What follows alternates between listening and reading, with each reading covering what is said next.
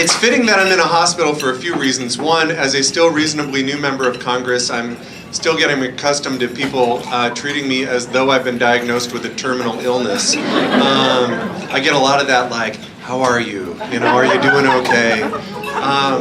And it's nice to be surrounded by medical providers. In Washington, D.C., we could use a lot more mental health professionals.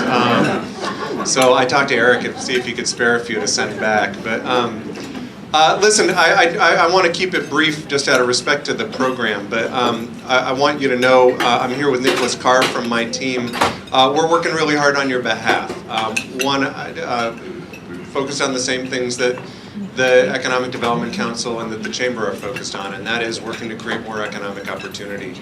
I'm a firm believer that we've got to work hard to make sure that our top export isn't young people, and that drives a lot of our agenda. We're working on a timber collaborative to try to create more opportunities in the forest products industry. We're working on a lot of efforts to make sure that rural medical providers can be able to keep the lights on and provide accessible and affordable care for patients, and importantly, hospitals like this are, in most of the counties I represent, the largest employer in town as well.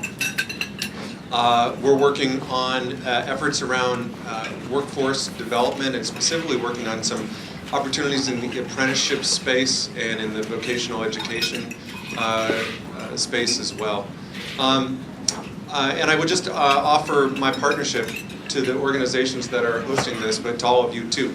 If there's an issue that we can lend a hand on, please reach out. We do a lot of outreach to local employers, and if you have we call those Kilmer at your company visits, which I think is super catchy.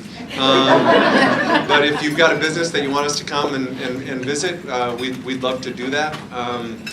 And I would also just mention half of our staff here in the district does what we call casework, where if you've got an issue with the IRS or the VA or the Social Security Administration or whatever, we go to work on your behalf. And so if you or someone you know, or a client or a neighbor or a client's neighbor has an issue, I just invite you to reach out to us. We can't solve problems we don't know about. And so I look at you as partners in that regard too.